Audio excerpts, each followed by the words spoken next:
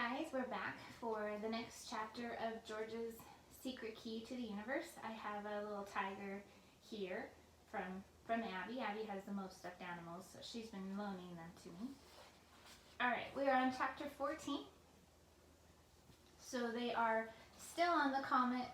They are near Jupiter, but now they are being attacked by asteroid storm, and so they're getting rocks pelted at them, and it's very scary. "What do we do?" yelled George. "Nothing," shrieked Annie. "There's nothing we can do. Try not to get squashed. I'll call Cosmos to get us back." The comet shot through the asteroids with incredible speed. Another large rock hit the comet just in front of them, raining down smaller rocks on their spacesuits and helmets. It's a good thing they had helmets on. Through the voice transmitter in his helmet, George heard Annie scream, but suddenly the scream went silent. The noise just stopped, like a radio being switched off. George tried to say something to Annie through the voice transmitter, but she didn't seem to hear him. He turned to look at her. He could see she was trying to speak to him from inside the glass space helmet, but he couldn't hear anything she said. He shouted as loudly as he could, "Annie, get us home! Get us home!" But it was no use. He could see now that the tiny antenna on her helmet was snapped in half. That must be why he couldn't talk to her. Did this mean she couldn't talk to Cosmos either? Annie was nodding like crazy and holding on to George very tightly. She was trying as hard as she could to summon Cosmos to come and get them both, but the computer wasn't answering. As George feared, the device that linked her both to him and to Cosmos had been broken by the rocks raining down on them. They were stuck on the comet, flying through an asteroid storm, and it seemed there was no way out. George tried to call Cosmos himself, but he didn't know how to do it, or whether he even had the right equipment. He got no reply. Annie and George hung on to each other and squeezed their eyes shut. I don't know if you can see them on here, but this is the comet with the asteroid storm.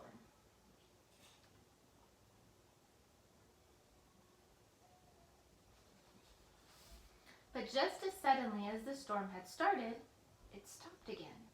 One minute, rocks were thudding down on the comet all around them.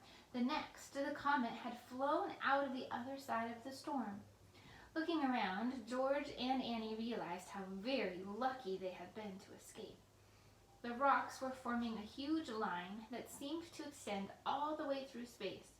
They were mainly large and scattered thinly along the line, except where the comet had flown through. The rocks were much smaller, but more densely packed, so there was more of them, but they were smaller because the comet had broken them up. However, they were still far, far from safe. Jets of gas from the comet were now shooting out everywhere. Soon, one would erupt right underneath them. It was now so hazy from all the explosions that they could hardly see the sky. Just the sun and a faint little blue dot that was slowly getting bigger. George turned back to Annie and pointed at the blue dot ahead.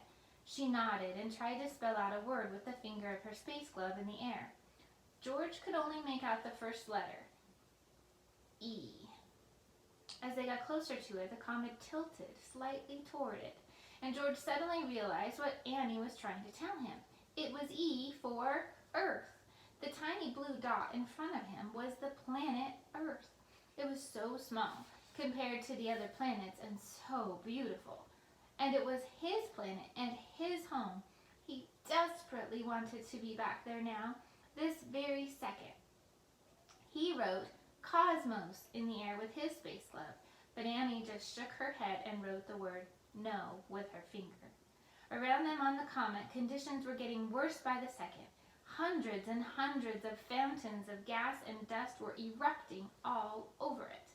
They huddled together, two castaways in space with no idea how to get out of the awful trouble they had landed themselves in. At least, George thought in a strange, dreamlike way, I've seen the Earth from space. And he wished he could have told everyone back home how tiny and fragile the Earth was compared to the other planets. But there was no way he could get back home now. The fog of dust and gas was now so thick that they had even lost sight of the Earth's blue color. How could Cosmos have let them down like this? George was just wondering if this was the last thought he'd ever have when suddenly a doorway filled with light appeared on the ground next to them. Through it came a man in a spacesuit who unhooked them both from the comet and one at a time picked them up and threw them through the door. A split second later, Annie and then George landed with a bump on the floor of Eric's library. The man who had grabbed them quickly followed, and the doorway slammed shut behind him. Pulling off his space helmet and glaring down at George and Annie, who were sprawled on the library floor in their spacesuits, Eric shouted, "What on earth did you think you were doing?" I don't think Eric is very happy.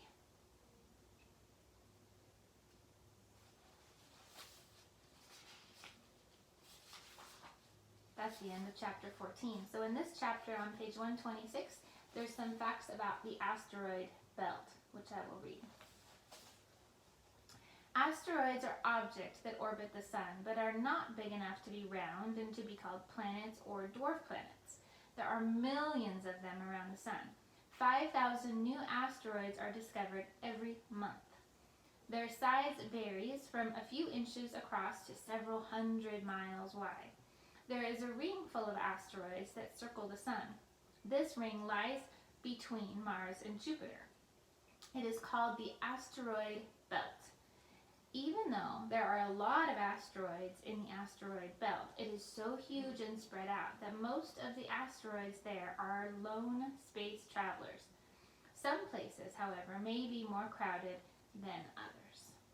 So they must have got in with one of the crowded parts of the asteroid belt.